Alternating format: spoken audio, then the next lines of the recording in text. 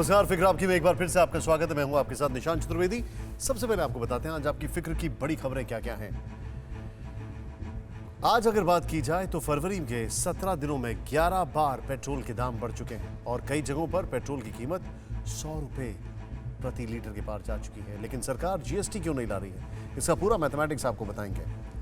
Tool kit मामले में हुई गिरफ्तारी के बाद आरोपी की उम्र बताने वाले लोगों की बाढ़ आ गई है और इनमें से ही एक है ममता बनर्जी।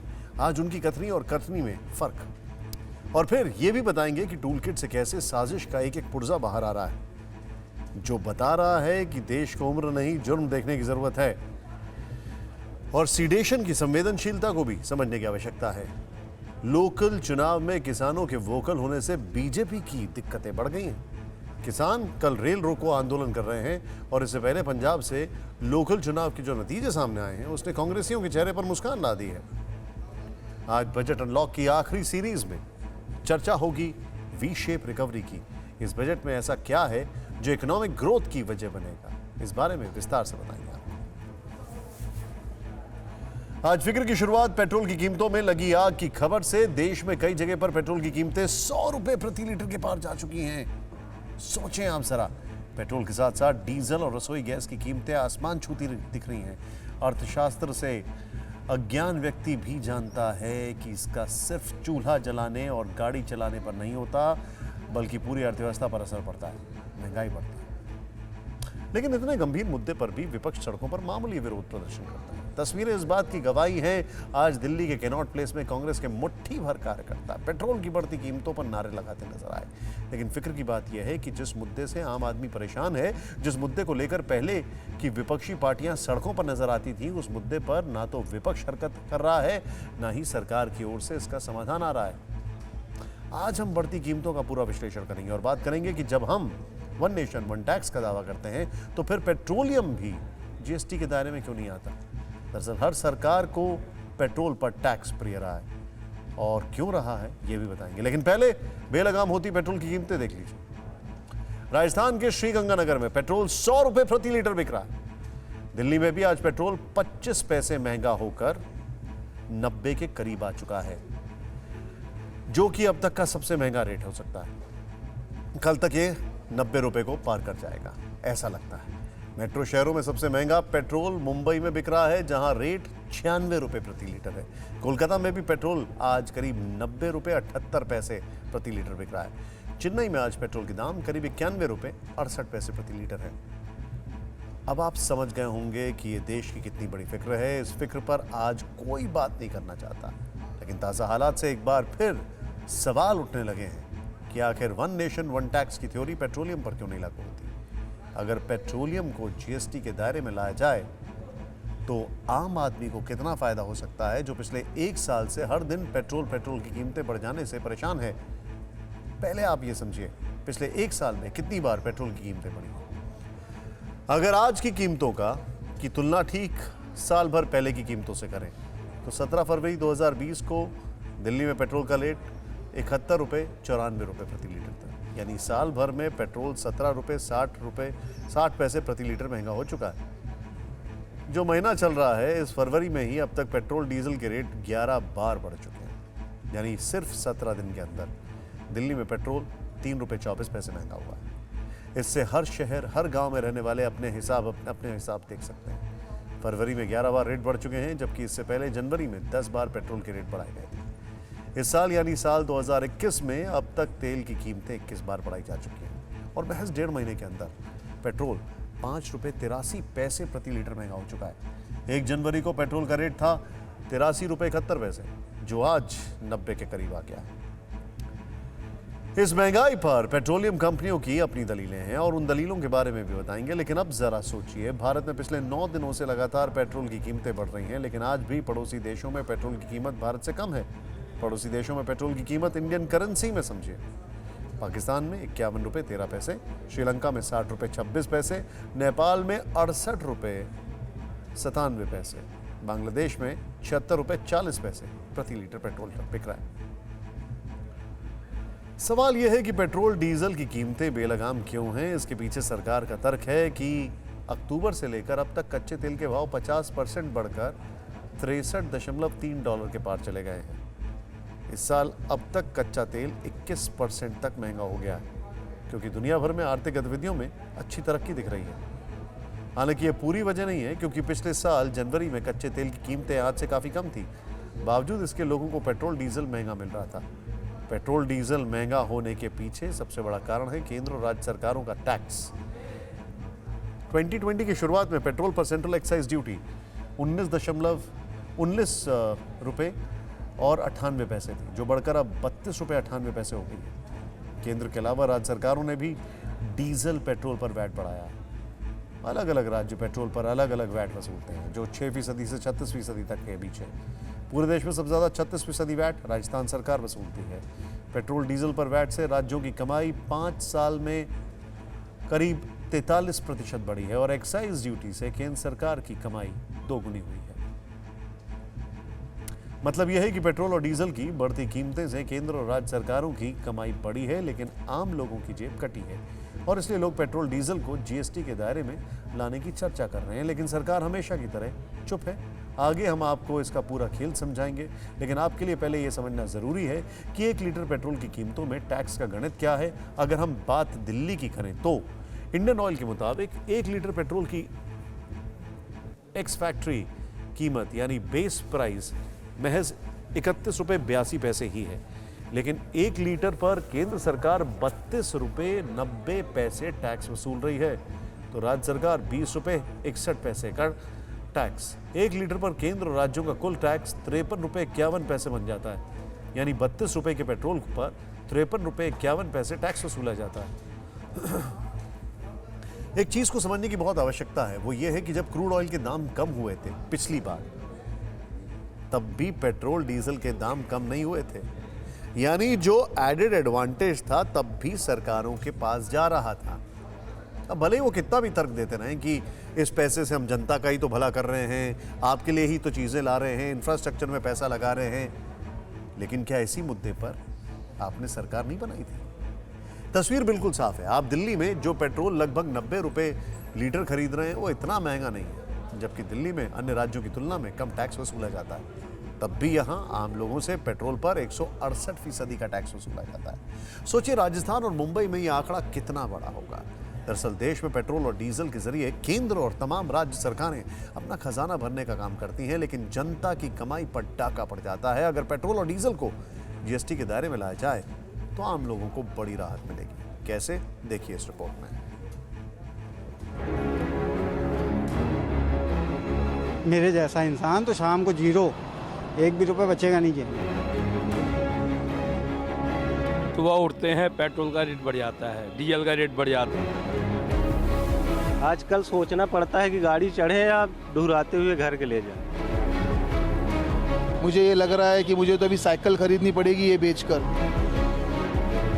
फालतू में पेट्रोल की बर्बादी, डीजल की बर्बादी कर रहे हैं, उन पर ज़्यादा टैक्स लगाए तो कमाई कुछ नहीं है, बस पैसे जा रहे हैं। पहले कोरोना से मर रहे थे लोग, अभी ये महंगाई से मर रहे हैं। इतनी महंगाई में हम लोग को जीना, अभी 10 दिन बाद गाड़ी हिलाए हैं। पॉकेट बिल्कुल ढीली हो रही है। दिल्ली, मुंबई, भोपाल, लखनऊ, देश के हर शहर में पेट्रोल की कीमत शतक लगाने को बेताब है और राजस्थान के श्रीगंगानगर में तो पेट्रोल ने सैकड़ा लगाकर रिकॉर्ड भी बना लिया। लेकिन इस बेलगाम कीमत से देश भर में खलबली मची है। पेट्रोल डीजल की हर रोज बढ़ती कीमतों ने जनता को नाराज कर रखा है और सरकार के सामने सवालों की बाढ़ आ गई है। ऐसे में आम लोग भी सवाल पूछ रहे हैं कि क्या बढ़ती कीमतों को रोकने का कोई तरीका नहीं? सरकार को अभी तक कोई रास्ता नहीं सूझ रहा, लेकिन इकोनॉमी के जानकार मानते हैं कि अगर पेट्रोल और डीजल को जीएसटी के दायरे में लाया जाए तो कीमतें कम हो सकती हैं।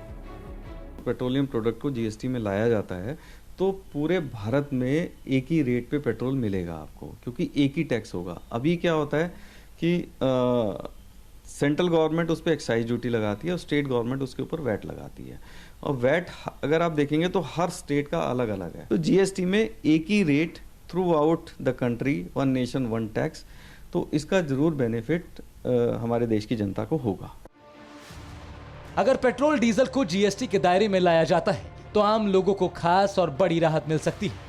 कैसे, इसे आप आसान और सरल भाषा में समझ सकते हैं। अगर जीएसटी की बात करें तो इसमें कई स्लैब हैं जिनके आधार पर टैक्स वसूला जाता है।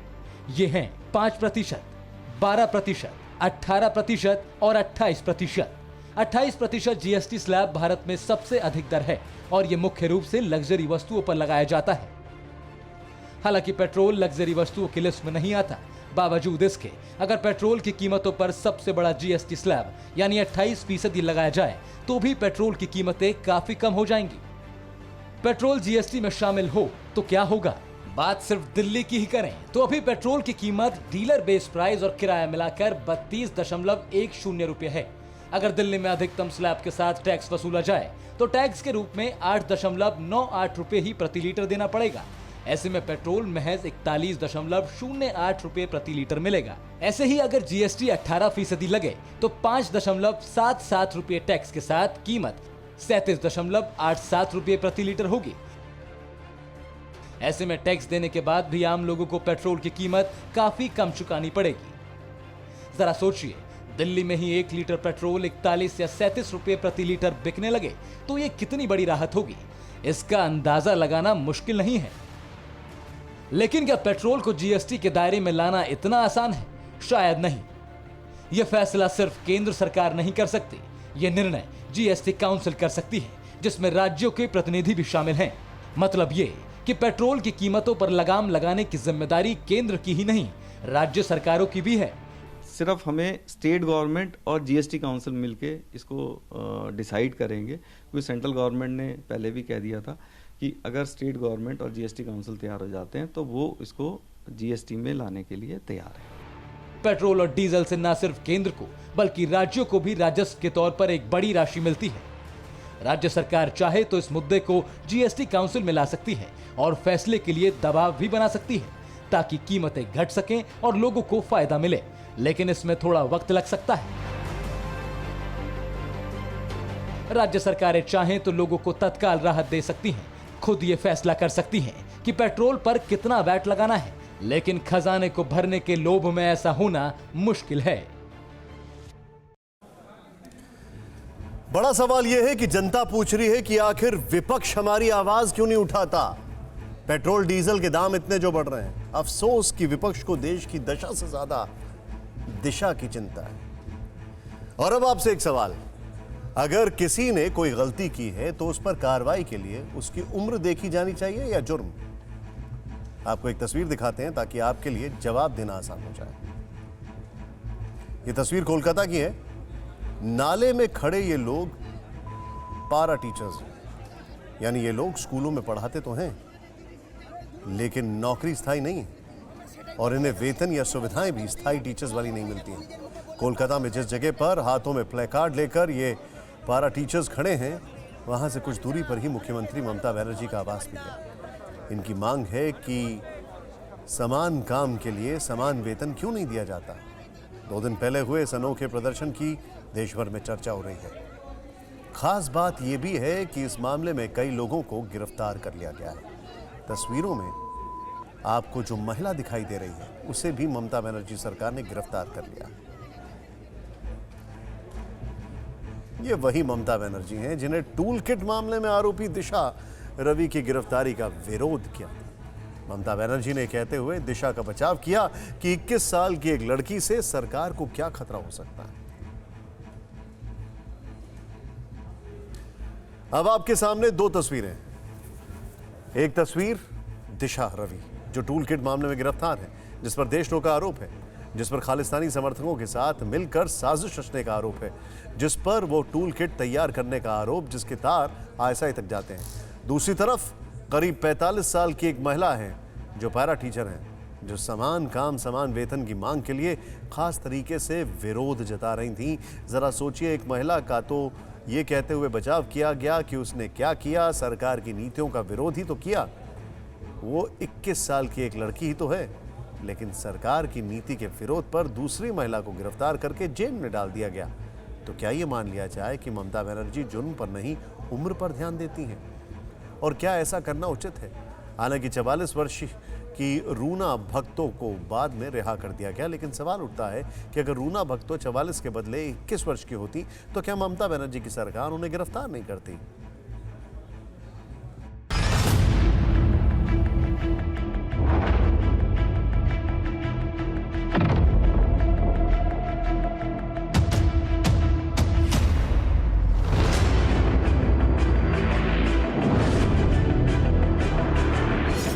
21 years girl. A tweet by a girl of 21 or 22 can destabilize India. 21 साल की बेटी को अरेस्ट कर कुछ ऐसा ही करने की कोशिश मुझे लग रहा है कि मोदी सरकार कर रही है। टूल किट मामले में उम्र का हवाला देकर जिस दिशा रवि को निर्दोष बताने की कोशिश की जा रही है, टूल किट मामले में दिल्ली पुलिस की जांच में अब तक जो खास बातें सामने आई हैं, वो जान लीजिए। पहली बार, टूल किट की पूरी साजिश में निकिता का सबसे अहम रोल था। दूसरी बात, सभी आरोपियों ने टूल किट का कोड वर्ड बनाया हुआ था, जिसे ये कॉम्स पैक कहते थे, यानी कम्युनिकेशन पैकेज। तीसरी बात, दिल्ली पुलिस के पास 115 से 130 जीबी का ऐसा डेटा है जिसमें बेहद अहम राज छिपे हुए हैं। चौथी बात, निकिता ने कनाडा की रहने वाली पुनीत के इशारे पर दिशा को इस ग्रुप में जोड़ा था। पांचवी बात, सभी आरोपी आपस में बातचीत के लिए Telegram, Surfshark, protein VM, cyber ghost जैसे प्लेटफॉर्म का इस्तेमाल कर रहे थे। छठी बात, निकिता को पोएटिक जस्टिस फाउंडेशन से जोड़ने में तिलक नाम की महिला का भी बड़ा रोल था। सातवीं बात, सीक्रेट व्हाट्सएप ग्रुप में शुभम नाम का शख्स भी शामिल था, जिसकी तलाश हो रही है। और आठवीं बात, पीटर और निकिता के बीच की व्हाट्सएप चैट भी दिल्ली पुलिस के पास मौजूद है, जिसे अब खंगाला जा रहा है।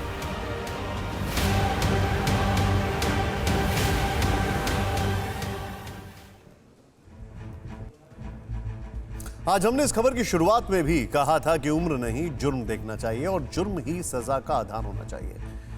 दिशा रवि पर देशद्रोह का आरोप लगाया गया है, इसीलिए आज हम इस आरोप की भी बात करेंगे। दिल्ली की पटियाला हाउस कोर्ट ने कल एक मुकदमे की सुनवाई के दौरान कहा कि समाज में शांति और कानून व्यवस्था को बनाए रखने के उद्देश्य से देशद्रोह का कानून सरकार के हाथ में एक ताकतवर औजार है, लेकिन इसका इस्तेमाल असंतुष्टों को चुप करने के लिए नहीं किया जा सकता है। कोर्ट ने किसान आंदोलन के दौरान अफवाह फैलाने और देशद्रोह के 2 आरोपियों को इस केस में जमानत दी। इंडियन पीनल कोड यानी भारतीय दंड संहिता की धारा 124A कहती है कि अगर कोई व्यक्ति देश की एकता और अखंडता को नुकसान पहुंचाने वाली गतिविधि को अंजाम दे तो उसके खिलाफ देशद्रोह का मामला बनता है। अगर कोई व्यक्ति सरकार विरोधी सामग्री लिखता है या बोलता है या ऐसी सामग्री का समर्थन करता है, राष्ट्रीय चिन्हों का अपमान करता है, तो उसके खिलाफ भी धारा 124A के तहत राजद्रोह का मामला दर्ज हो सकता है। सवाल उठता है कि देशद्रोह के मामले में दिल्ली की एक अदालत ने सावधानी बरतने की बात क्यों कही? ऐसा इसलिए क्योंकि देशद्रोह के केस में 3 साल से लेकर उम्र कैद तक की सजा हो सकती है, लेकिन धारा 124A के बहुत कम मामलों में आरोपियों को सजा हो पाती है। खास बात यह है कि ऐसे केस पिछले कुछ वर्षों में लगातार बढ़ते जा रहे हैं। वर्ष 2014 में देशद्रोह के 47 केस दर्ज हुए, जबकि 2018 में यह आंकड़ा 70 पर पहुंच गया और 2019 में ऐसे केसेस की संख्या 93 हो गई। 2019 में देशद्रोह के जो मुकदमे दर्ज हुए, उनमें सिर्फ 2 लोगों को दोषी ठहराया गया, जबकि 29 बरी कर दिए गए। जाहिर है टूल किट मामले के आरोपियों ने अगर कुछ गलती नहीं की है तो उन्हें कानून की मदद करनी चाहिए। मुझे लगता है कि अगर दिशा रवि अगर उन्होंने कोई गलत नहीं किया है तो आगे हो सकता है वो क्लीन चिट उनको मिले कोर्ट के थ्रू, और अगर उन्होंने कोई गलत किया है तो ऑब्वियसली जो है कोर्ट अपना इसमें रिकोर्स लेगा। हमने साइबर कानूनों के जानकारों से बात की तो उन्होंने टूल किट का उदाहरण देते हुए कहा कि आजकल जिस तरह से सोशल मीडिया का इस्तेमाल हो रहा है, कोर्ट में सबूत पेश करना बहुत आसान नहीं होता। आरोपी इस बात का फायदा उठाते हैं। इस बीच बॉम्बे हाईकोर्ट ने निकिता जेकब को गिरफ्तारी से राहत के लिए दिल्ली की अदालत का दरवाजा खटखटाने के लिए 3 हफ्ते का समय दे दिया। शांतनु मुल्क को पहले ही 10 दिनों की अग्रिम जमानत मिल गई, जबकि दिशा फिलहाल दिल्ली पुलिस की रिमांड पर। अब बात किसान आंदोलन की और उसके चुनावी असर की। कृषि कानूनों के खिलाफ पंजाब की अगुवाई में जो किसानों का आंदोलन चल रहा है, उसी की छाया में पंजाब स्थानीय निकाय चुनाव हुए और नतीजे जो आए हैं उन्होंने सबको चौंका दिया है। पंजाब में 8 नगर निगमों के लिए चुनाव हुए, जिनमें से 7 नगर निगमों के नतीजे आ गए हैं। कांग्रेस ने मोगा, होशियारपुर, कपूरथला, आबोहर, पठानकोट, बटाला और भटिंडा नगर निगम में जीत दर्ज की है, जबकि मोहाली नगर निगम चुनाव के नतीजे कल आएंगे।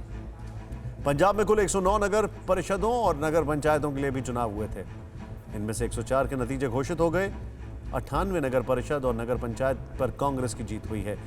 सिर्फ 6 नगर परिषद और नगर पंचायत में अकाली दल और निर्दलियों ने परचम लहराया। बड़ी बात यह है कि बीजेपी और आम आदमी पार्टी को किसी भी नगर निगम, नगर काउंसिल या नगर पंचायत में जीत नहीं मिली है।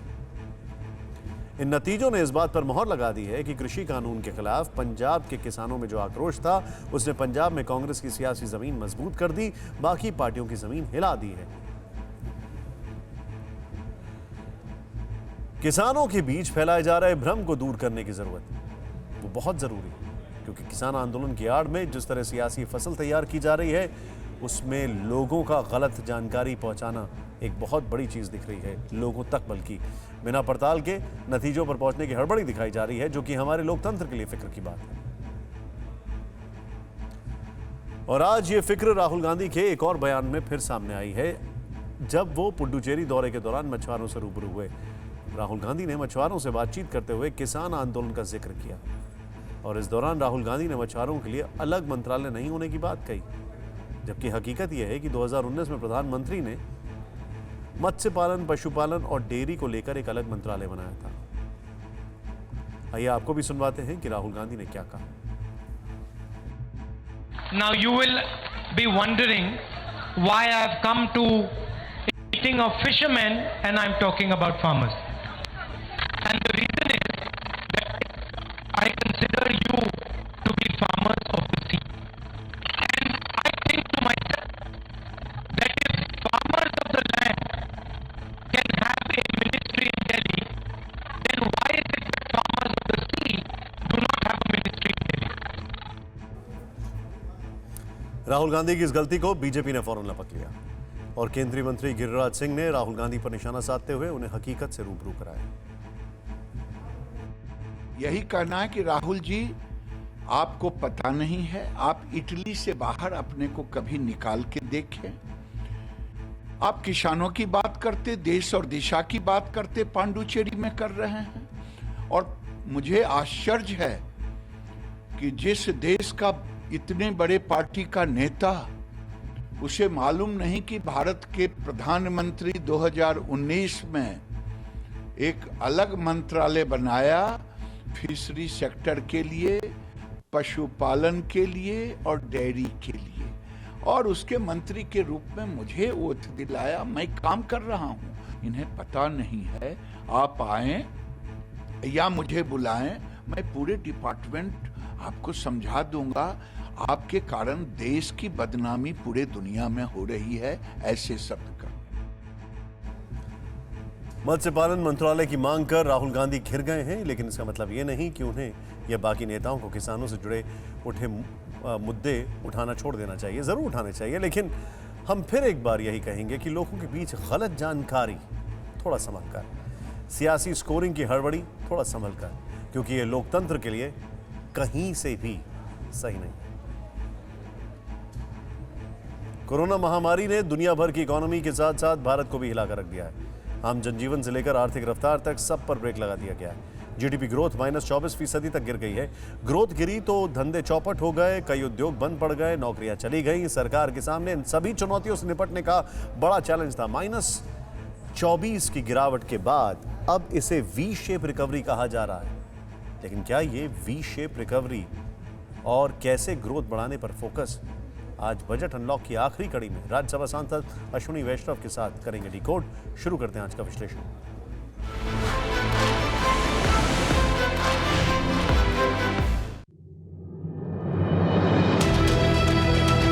5 ट्रिलियन इकोनॉमी की तैयारी शुरू हो चुकी है। बजट में इसकी तस्वीर पेश की गई। कोरोना महामारी के बाद वी शेप रिकवरी की तरफ कदम बढ़ चुके हैं। पहले समझिए ये वी शेप रिकवरी है क्या। आसान शब्दों में कहें तो कोरोना की वजह से हम ऊपर से नीचे की तरफ गिरे और वापस नीचे से ऊपर की तरफ बढ़ रहे हैं। नीचे से ऊपर के इस सफर को ही वी शेप रिकवरी कहा गया है। सरकार का अनुमान है कि साल 2021 में इकोनॉमी 11% की दर से भागेगी। वहीं वर्ल्ड बैंक और IMF का मानना है कि भारत की इकोनॉमी की रफ्तार 11.5% रह सकती है। वी शेप रिकवरी का मीनिंग होता है month on month, quarter on quarter जो सीक्वेंशियल ग्रोथ होती है उसको वी शेप कहा जाता है। जैसे इकोनॉमी हमारी हर क्वार्टर की करीब 50 लाख करोड़ की है, तो 50 लाख करोड़ से कोविड के कारण एकदम नीचे आई, वापस गवर्नमेंट के स्टेप्स के कारण ऊपर बढ़ने लगी। तो ये जो शेप आप देख रहे हैं इसको वी शेप कहते हैं। are in a V-shaped recovery. We have already traversed a large part of that V-shape and now we are getting into the growth phase. V shape recovery में सबसे अहम रोल रोजगार का होता है। सरकार इंफ्रास्ट्रक्चर, मैन्युफैक्चरिंग जैसे सेक्टर्स में पैसा डाल रही है। बजट में 5.5 लाख करोड़ से ज्यादा का कैपिटल एक्सपेंडिचर रखा गया है। अश्विनी जी, इन आंकड़ों में आम आदमी का भला कहां छुपा है? सबसे बड़ा इकोनॉमिक पॉलिसी मेकिंग का ऑब्जेक्टिव होता है एम्प्लॉयमेंट जनरेशन। इस बजट ने एक एक स्कीम, एक एक थॉट प्रोसेस के पीछे एम्प्लॉयमेंट जनरेशन है। इसीलिए मैंने कहा कि middle classes, bottom of the pyramid, उनके लिए बजट है, क्योंकि इसमें thrust, complete thrust employment generation पे है। Employment generation not in the conventional sense, employment generation as a very balanced way, जिसमें इमीडिएट टर्म भी है, मिड टर्म भी है और लॉन्ग टर्म देश की एम्प्लॉयमेंट ग्रोथ होती रहे, वो सोच है।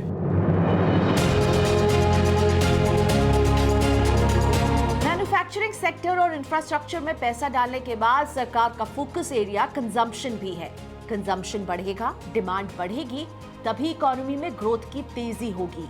हालांकि कोविड के बाद से लोगों को सबसे ज्यादा जरूरत पैसे की है, लेकिन सरकार पहले इन्वेस्टमेंट साइकिल को दुरुस्त करना चाहती है। अश्विनी जी, सरकार को क्रिटिसिज्म झेलना पड़ा कि लोगों को सीधे हाथ में पैसा नहीं दिया और निवेश पर जोर दे रही है सरकार।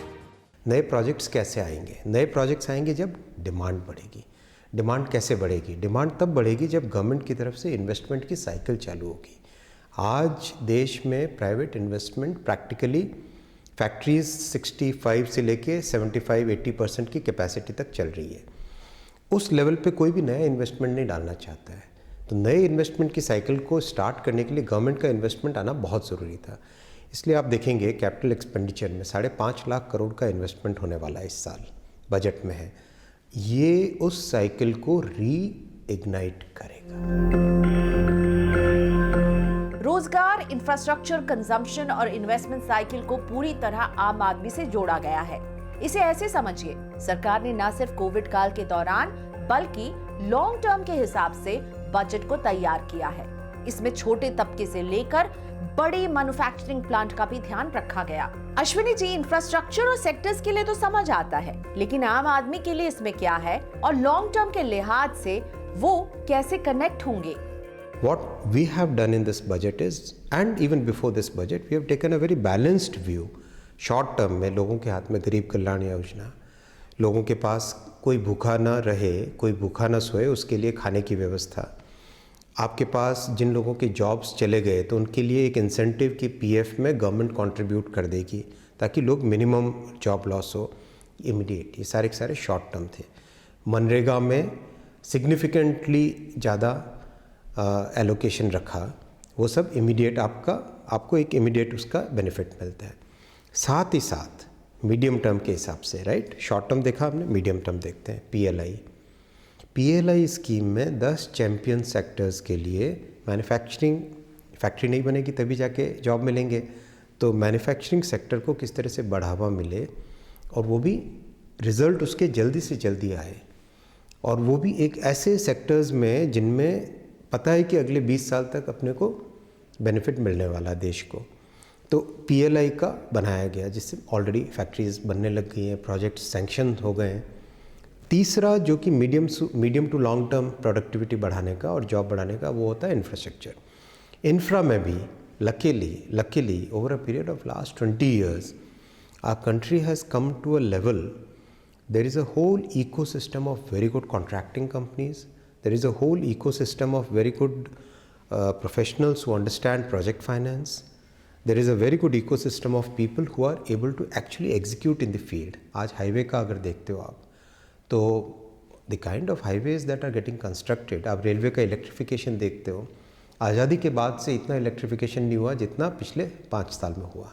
So that kind of ecosystem is developed. Our engineers are very capable. Our project managers are capable, so things are moving in that direction. So even infra is not something which is far away as many critics are saying, right? Infra is here and now. It is always spread over a time frame of 3 years, 3 to 4 years. But उसका जो benefit मिलना होता है वो benefit first year से मिलना चालू हो जाता है। 10 चुनिंदा सेक्टर्स के लिए स्कीम का ऐलान किया गया। अश्विनी जी, इस पीएलआई स्कीम से किसे फायदा होगा? पीएलआई का सबसे बड़ा फोकस आप देखना, इसका name itself says production linked incentives, right. तो पहली बार हमने प्रोडक्शन पे फोकस किया है, तो आज देखो आप, कभी 5 साल 6 साल पहले we could not even think India में मोबाइल फ़ोन्स की मैन्युफैक्चरिंग भी होगी। ऐसा ही सोचते थे ये तो हमेशा बाहर से ही आएगा, लेकिन आज हम सेकंड लार्जेस्ट मैन्युफैक्चरर हो गए मोबाइल फ़ोन के। इसी तरह से स्पेशलिटी स्टील के, फार्मास्यूटिकल्स में जो मिसिंग चेन था एपीआईज़ का, वो एपीआईज़ की चेन स्टार्ट हो रही है। ये सब जो 10 चैम्पियन सेक्टर्स चुने गए हैं, पहली बात एम्प्लॉयमेंट, दूसरा लॉन्ग टर्म इंडिया की इकोनॉमी पे उसका क्या इम्पैक्ट पड़ता है, और तीसरा हमारी कॉम्पिटिटिवनेस कैसे बढ़ती है। इसी पीएलआई का नतीजा है कि आज खबरों में आपने सुना होगा अमेज़न चेन्नई में नया fire TV stick manufacturing plant लगाने जा रहा है। एप्पल पहले से ही फोन की मैन्युफैक्चरिंग इंडिया में कर रहा है। सैमसंग का भी बड़ा प्लांट है। यही वजह है कि इन सभी सेक्टर्स में ग्रोथ की संभावना है, और यही नजर आ रहा है एफएमसीजी के जो आंकड़े आए हैं। दिसंबर में सेक्टर की ग्रोथ 7.3% रही है। अश्विनी जी, ऐसे में जीडीपी ग्रोथ को कितना सपोर्ट मिल रहा है, और फिर वही आम आदमी को इसे कैसे समझना चाहिए? आपकी लाइफ में, मेरी लाइफ में जीडीपी का नंबर हम सबको जानना चाहिए। मैं कहता हूँ कि हर बच्चे को क्लास में 8th क्लास तक हर बच्चे को जानना चाहिए। एकदम सरल भाषा में समझिए, इकोनॉमी ही एक रेल की तरह, ट्रेन की तरह, उस ट्रेन के 4 इंजन से 1 2 3 4। जीडीपी इन चारों इंजन का जितना पावर है उसका प्लस है, उसका टोटल है, उसका सम है। तो पहला इंजन है कंजम्पशन, दूसरा इंजन है इन्वेस्टमेंट, तीसरा इंजन है गवर्नमेंट का एक्सपेंडिचर, चौथा है नेट एक्सपोर्ट्स। ये 4 इंजन्स हैं। इन चारों इंजन्स का जो टोटल होता है वो जीडीपी होती है। क्यों हमारे लिए इम्पॉर्टेंट है? इन चारों के चारों इंजन्स की पावर अगर क्षमता बनी रहेगी, पावर बना रहेगा, तो ट्रेन चलेगी, नहीं तो ट्रेन चलेगी नहीं। जब ट्रेन नहीं चलेगी तो हम कहाँ पहुँचेंगे? हमारे पास रोज़गार के साधन कहाँ से आएंगे? एम्प्लॉयमेंट की इलास्टिसिटी, यानी अगर जीडीपी बढ़ी तो एम्प्लॉयमेंट बढ़ता है, जीडीपी कम हुई तो एम्प्लॉयमेंट कम होता है। एम्प्लॉयमेंट की इलास्टिसिटी जो कि हम, आप और मेरे लिए, दोनों के लिए हमेशा, हर नागरिक के लिए हमेशा सबसे इम्पॉर्टेंट होता है कि रोज़गार के साधन है कि नहीं। इसीलिए ग्रोथ, जीडीपी में ग्रोथ को हमको सबको समझना ज़रूरी है। ये पहला जीडीपी वाला पॉइंट था। दूसरा होता है फिस्कल डेफिसिट। सीधी सी बात है, फिस्कल डेफिसिट का मतलब कि आपकी इनकम और एक्सपेंडिचर के बीच में मोटा मोटी जो गैप है उसको फिस्कल डेफिसिट कहते हैं। जब भी कोई इकोनॉमी में, चाहे कंपनी हो, चाहे हाउस होल्ड हो, चाहे गवर्नमेंट हो, जब भी इन्वेस्टमेंट करना होता है, इन्वेस्टमेंट के लिए कैपिटल चाहिए होता है। कैपिटल कहाँ से आता है? एक तो आपने जो इनकम की, जो आपने पैसा बचाया उस इनकम से, उसकी सेविंग से आता है। दूसरा, आपने कहीं से बोरो किया। तो फिस्कल डेफिसिट इज़, अगर I am not getting into the technical jargon, basically आपने जो बोरो किया वो आपका फिस्कल डेफिसिट है, मोटा मोटी, राइट। तो फिस्कल डेफिसिट का इसमें इतना सा मीनिंग है कि क्या हम वो रिस्क लेने के लिए तैयार हैं जिस रिस्क से हमारी ये जीडीपी की ट्रेन तेज़ी से चलने लगेगी। तो that is fiscal deficit. What government is done in this budget is, उन्होंने रिस्क ली है, बोल्डनेस दिखाई है, आगे बढ़ने की इच्छा शक्ति दिखाई है, और उस आगे बढ़ने की इच्छा शक्ति का क्वालिटी पे बहुत फोकस रखा है। कैसे क्वालिटी पे फोकस रखा है? कई देश ऐसे हैं जिन्होंने फिस्कल डेफिसिट यानी बोरोइंग करके उसको वेस्ट कर दिया, कंजम्पशन में डाल दिया, ऐसे ही खर्च कर दिया। लेकिन इस गवर्नमेंट ने बहुत clearly short term, mid term और लॉन्ग टर्म, तीनों के तीनों पॉइंट्स पे फोकस करके, जिससे कि देश को कभी बोझे में नहीं पड़ना है। वैसे next generation should not be paying for my dates.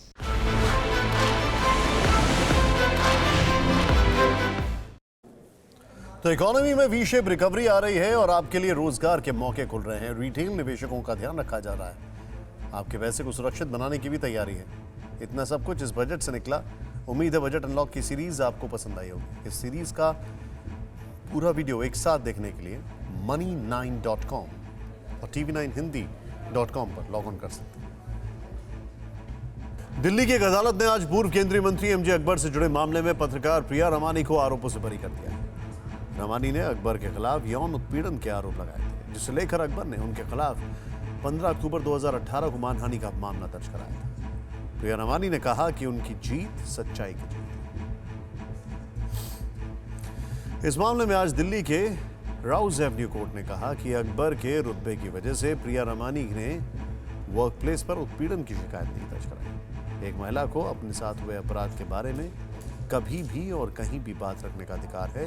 Court ने यह भी कहा कि दशकों बाद भी महिला अपने खिलाफ हुए अपराध के खिलाफ आवाज उठा सकती है। मानहानि के इस मुकदमे में कोर्ट ने एक अहम टिप्पणी यह भी की कि प्रतिष्ठा का अधिकार गरिमा के अधिकार की कीमत पर सुरक्षित नहीं रह सकता।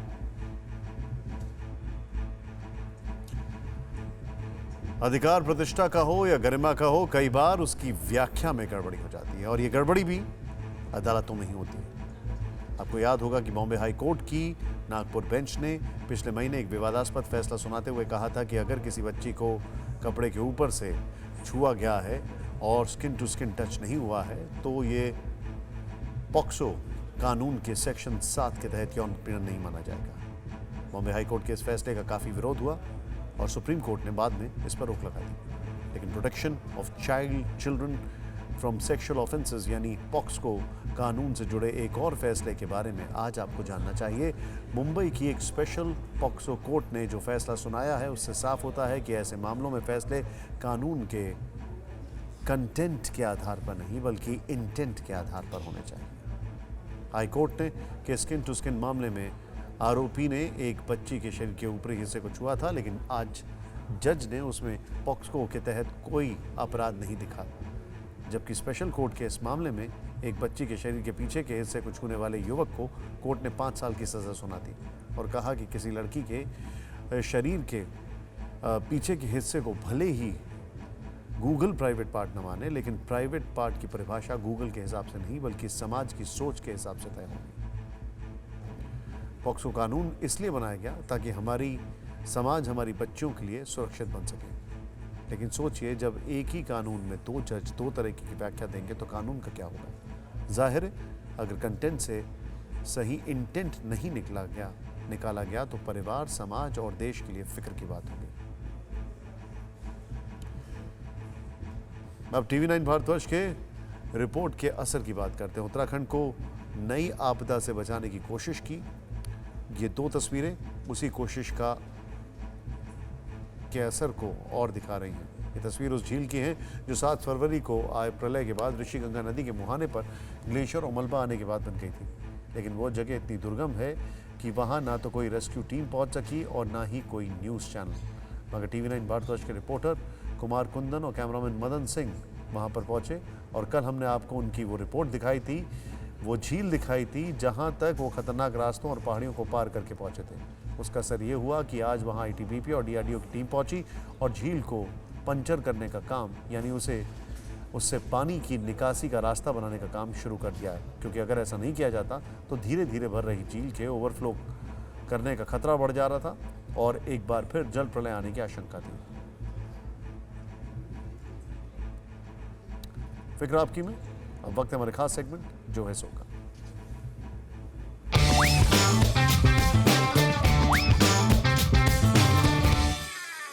हमारे कैमरामैन हैं, नाम अभिषेक। कल बड़े झुंझलाए, गुस्साए, घबराए दफ्तर में दाखिल हुए। आपे में नहीं थे, इसलिए कैमरे को जूम की जगह पैन कर रहे थे, पैन की जगह जूम। काबिल आदमी को ऐसा परेशान देखकर रहा ना गया। मैंने पूछा, सब ठीक तो है? बोले, क्या खाक ठीक है? सामने रोड पर मेरे साथ चल रहे एक आदमी ने जम के छींक दिया, वो भी लगभग मेरे मुंह पर। उसने ना मास्क लगाया था, ना रुमाल हाथ में था, बिना मुंह पर यहाँ तक हाथ रखे गवारों की तरह छींक रहा था।